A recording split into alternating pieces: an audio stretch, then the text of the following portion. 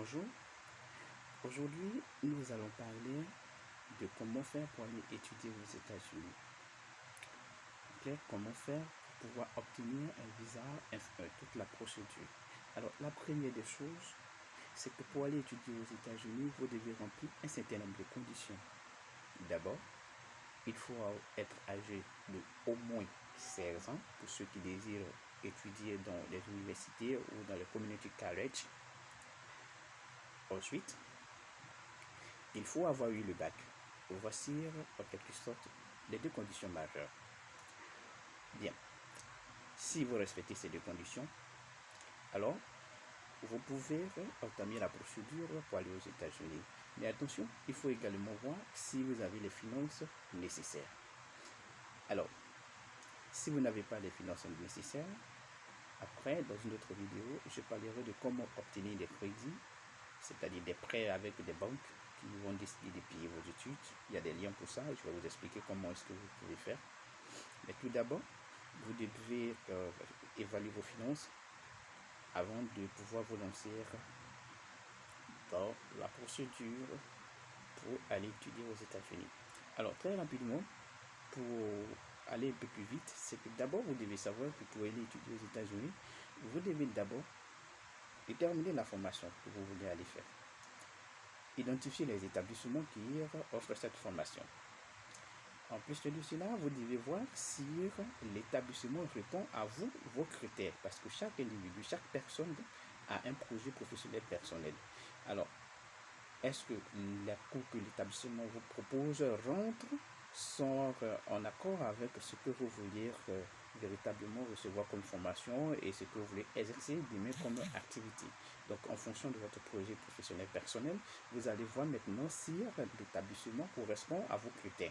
Ne faites pas le contraire, c'est-à-dire, est-ce que vous correspondez aux critères de l'établissement? Non. C'est l'établissement qui doit correspondre à vos critères. Alors, si vous avez déterminé les établissements qui correspondent à vos critères, vous allez maintenant voir quelles sont les conditions d'admission dans ces établissements. Alors, dans les conditions d'admission de ces établissements, vous allez vérifier d'abord si l'établissement demande des tests de niveau de langue. Quels sont ces différents tests? Est-ce qu'il s'agit du TOEFL, du SAT, GMAT, tout ça? Vous regardez et combien est-ce que l'établissement demande pour chaque test. Alors, vous allez maintenant vérifier toutes ces conditions. Vous allez également regarder, au cas où vous n'arrivez pas à obtenir ces points, est-ce que l'établissement vous offre l'admission sous condition? L'admission sous condition, c'est quoi? C'est qu'on vous permet de venir aux États-Unis et de faire des cours pour pouvoir atteindre le niveau de langue requis, le niveau de langue demandé par l'université avant de commencer les cours. Donc, l'établissement vous accepte parce que vous n'avez pas, malgré que vous n'avez pas pu obtenir le nombre de points qu'on vous demande. Par exemple, on demande au TOEFL, par exemple, si tu dis n'importe quoi, 45, et que vous avez obtenu que 15. Donc, l'établissement peut vous accepter s'il y a admission sous condition. Donc, vérifiez si l'établissement offre cette admission sous condition. Alors, si l'établissement offre ça, elle va vous demander de venir. Et une fois arrivé, vous allez faire des cours de langue pour atteindre le niveau requis avant de commencer les cours à l'université proprement parlé. Alors, d'abord, ce que vous devez savoir, c'est que dans de telles conditions, vous allez passer un test encore qu'on appelle English Placement Test. C'est-à-dire, c'est le test de niveau de placement pour déterminer votre niveau en anglais afin de vous placer dans des niveaux de formation. Ok? Alors, donc vous pouvez être niveau débutant, niveau intermédiaire. On ne va pas vous mettre celui qui est débutant avec celui qui a un niveau intermédiaire. Vous n'aurez pas la même formation. Si vous faites partie de cette classe alors que vous avez un niveau débutant, vous voyez qu'il y a des cours que vous n'allez pas comprendre. Donc, il va falloir qu'on détermine votre niveau afin de pouvoir déterminer votre classe. Bien, en plus de cela, l'établissement va vous envoyer une lettre d'admission sous condition. Dans ce cas de figure, la lettre d'admission sous condition, vous devez la garder et aller à l'ambassade avec. Bien. Alors, après avoir fini les critères d'admission avec soit l'admission normale ou l'admission sous condition, si dans tous les cas vous êtes admis, si vous êtes admis, bien, vous allez maintenant, il va vous envoyer la lettre d'acceptation. Quand vous aurez la lettre d'acceptation, généralement, on vous envoie un mail pour dire que vous êtes accepté, tout ça. Mais comment on fait pour pouvoir obtenir cette lettre? C'est-à-dire que la phase d'admission va comprendre quoi? Les documents que vous devez introduire, vos relevés bancaires. Vous devez introduire un relevé bancaire d'un montant minimum généralement de 10 millions à, disons, qui varie entre 10 millions et, disons, 15 millions maximum. Alors, vous allez soumettre un relevé bancaire, vous allez soumettre vos documents, c'est-à-dire les relevés d'une note traduits en anglais, c'est-à-dire les relevés d'une note du bac, les relevés d'une note de la classe de troisième, de la classe de terminale, et jusqu'au dernier diplôme. Vos diplômes également qui doivent être traduits en anglais, faites traduire vos diplômes par des cabinets certifiés. Alors, lorsque tout cela est fait, vous allez maintenant introduire également votre passeport, la première page de votre passeport. Alors, quand je dis introduire, qu'est-ce qu'il faut faire? C'est de scanner ces documents et de les envoyer à l'établissement. Alors, vous payez maintenant les frais d'admission. L'admission, généralement, ça se fait en ligne. Il y a des établissements qui envoient, il y a des PDF, vous téléchargez, vous remplissez, vous envoyez. Mais la majeure partie aujourd'hui préfère que ça se fasse en ligne. Donc tous les documents qu'on va vous demander, vous allez les télécharger, et les scanner du moins et les envoyer à l'établissement. Maintenant, les admissions, généralement, ne sont pas gratuites. Elles sont payantes. Donc, vous allez payer les frais d'admission. Une fois que vous payez les frais d'admission, vous allez voir que votre admission sera soumise et vous allez attendre les délais de traitement. Pour pouvoir payer les frais d'admission, généralement, vous devez avoir une carte, soit Mastercard, carte Visa, voilà, vous rechargez la carte pour pouvoir payer.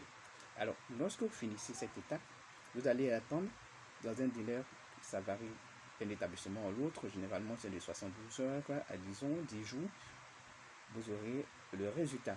Une fois que vous êtes admis, vous êtes accepté, vous allez maintenant procéder au choix de l'établissement proprement parlé. C'est-à-dire que lorsque vous déterminez dans votre domaine d'études, selon les établissements qui correspondent à vos critères, vous allez parmi ces établissements choisir au moins 4 ou 5 établissements pour lesquels vous allez postuler. Une fois que vous avez postulé, c'est-à-dire vous allez faire la demande d'admission, vous allez attendre les résultats. Maintenant, quand les résultats vont sortir, vous allez constater parmi ces établissements quel établissement offre plus d'opportunités de réussite, plus d'opportunités, les opportunités de bourse. Tout ça, vous allez analyser et maintenant opérer un choix parmi ces établissements, c'est-à-dire ces 4 ou 5 établissements pour lesquels vous avez postulé. Alors, quand vous allez choisir, certains établissements peuvent ne pas vous accepter, d'autres vont vous accepter. Ok. Parmi ceux qui vous ont accepté, vous allez choisir maintenant un établissement avec lequel vous allez continuer la procédure jusqu'à obtenir le visa, c'est-à-dire l'établissement dans lequel vous allez aller maintenant fréquenter. L'établissement, du moins, ce que vous allez fréquenter aux États-Unis. Alors, là, quand vous finissez cette étape d'admission, vous allez passer maintenant à la phase de la procédure concernant maintenant les visas. Alors, ça commence déjà parce que l'établissement va vous délivrer un I-20. On peut vous demander de venir payer des frais. Vous payez les frais, s'il y a des frais à payer, vous payez les frais. Souvent, ce sont des frais DHL parce que l'établissement va vous expédier les documents par DHL. Maintenant, en plus de cela, vous devez payer également pour le I-901. Certains établissements demandent à ce que vous payiez un montant pour pouvoir élaborer tous ces documents. D'autres préfèrent que vous-même vous soyez à la tâche. Donc, vous payez. Si c'est vous-même qui devez payer, vous allez payer maintenant le I-901. Ils vont vous envoyer les liens pour pouvoir payer. Pour payer le I-901. Quand vous finissez de payer le I-901, maintenant, vous allez maintenant faire la phase. Maintenant, on tend vers le visa. Donc, quand vous finissez de payer votre I-901, vous allez faire votre DS-160. Vous finissez votre DS-160, vous allez sur la page de l'ambassade et vous allez maintenant remplir votre DS-160. Vous finissez de remplir votre DS-160, vous allez également aller sur la même page de l'ambassade, la partie où on demande de payer les frais de visa. Vous allez maintenant demander à payer les frais de visa. Quand vous finissez de payer vous imprimez les reçus, vous allez renseigner en ligne, vous imprimez les reçus et vous allez, pour ceux qui sont en Côte d'Ivoire, ajouter BEC vous allez payer maintenant. Vous payez, vous avez un numéro dessus. Vous prenez le numéro, ce numéro, généralement, on met le marqueur dessus pour que vous puissiez utiliser facilement, vous puissiez vous retrouver facilement. Vous prenez ce numéro et c'est avec ce numéro que maintenant vous allez faire votre demande de rendez-vous. Alors pour pouvoir prendre le rendez-vous, vous allez créer un compte au niveau de la page de l'ambassade qui sera dédiée à toutes les informations relatives à votre demande de visa. Alors donc, vous créez une page pour vous avec votre adresse mail et une fois que vous avez créé, vous mettez disons, tout ce qui est renseignements concernant les codes, tout ça et toutes les informations vous concernant. Quand vous allez remplir les informations concernant l'établissement, tout ça, vous remplissez tout. Quand vous allez finir cette étape, maintenant, vous allez passer à la phase maintenant de prise de rendez-vous. Alors, c'est avec votre numéro que vous devez prendre le rendez-vous. Vous faites entrer le numéro, il y a le calendrier qui va sortir. Vous voyez maintenant quel jour qui vous convient, vous allez choisir le jour.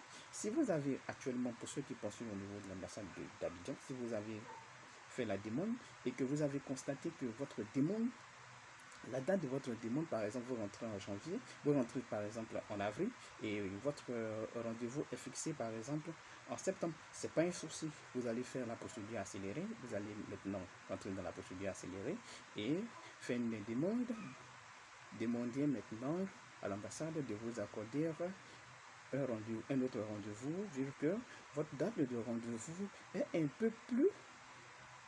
Votre date de rendez-vous dépasse votre date de rentrée, c'est-à-dire que votre rentrée, vous ne pouvez pas rentrer à temps. Alors, quand vous faites la demande, vous allez attendre dans quelques jours, maximum 72 heures, l'ambassade va vous répondre et vous aurez l'occasion de reprogrammer un autre rendez-vous. Et cette fois-ci, ce service, on l'utilise une seule fois. Cette fois-ci, qui sera avant votre date de rentrée. Donc maintenant, vous allez choisir une date pour pouvoir, qui sera bien avant votre date de rentrée, pour pouvoir faire la demande pour pouvoir passer du moins à l'interview à l'ambassade. Voici un peu comment est-ce que ça se passe. Donc premièrement, c'est de déterminer les établissements qui correspondent à vos critères. Deuxièmement, c'est de payer les frais concernant tout ce qui est frais de traitement concernant les dossiers d'immigration, les dossiers que l'établissement va vous élaborer comme le I-20, qui est c'est un peu comme pour ceux qui vont au Canada, le permis d'études. Ici, on parle de certificat d'éligibilité au visa F1. Donc, c'est un certificat d'éligibilité au visa F1. C'est délivré par l'établissement. Okay? Et donc, avec ce I-20, c'est le document le plus important. Il contient toutes les informations vous concernant et toutes les informations concernant votre établissement. Donc, vous devez maîtriser les informations qui sont contenues dans ce document, si précieux. Et également, avec ce document maintenant, faire les DS-160 jusqu'à ce que vous preniez votre rendez-vous. Le I-20, il est très important. Alors, le I-20, certains établissements, généralement les établissements envoient le I-20 par DHL.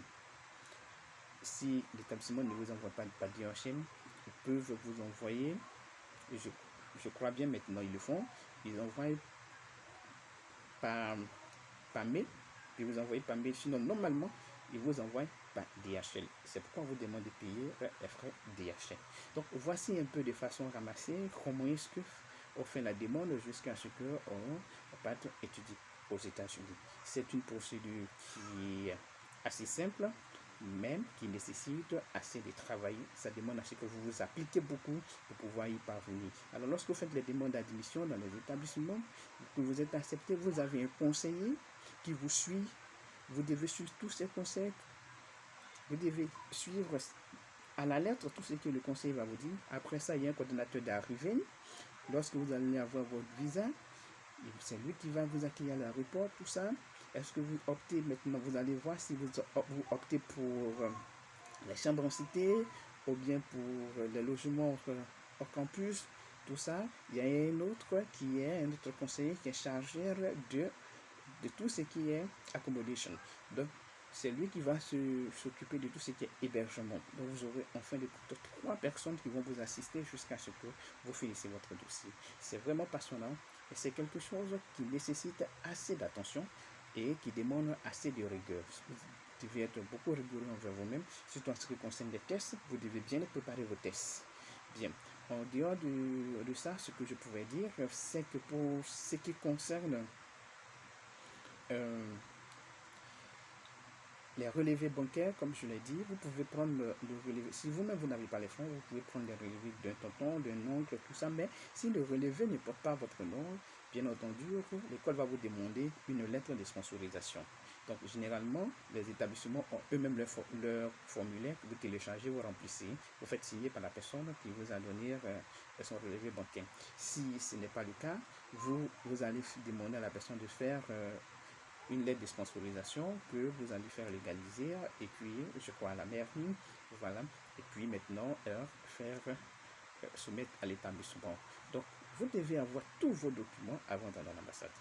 Merci, voici un peu comment faire pour aller étudier aux États-Unis. Alors ce que je voulais dire, c'est que Dieu merci, pour ce qui concerne les études aux États-Unis, les ambassades américaines, surtout l'ambassade en Côte d'Ivoire ici, disposent d'un centre au sein de l'ambassade et un centre de conseil et d'assistance. Oui, je crois que c'est Resource Centers. Vous partez là-bas, ils vont vous donner toutes les informations. Vous allez voir, vous demander à voir par exemple Madame Toyo. Elle est très outillée. Elle peut vous donner toutes les informations nécessaires concernant la procédure jusqu'à ce que vous arrivez. Bien, voici un peu comment est-ce que vous devez faire pour aller étudier.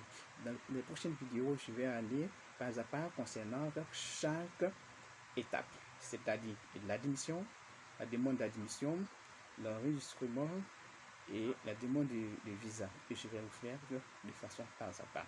Bien, sur ce, portez-vous bien. Ciao.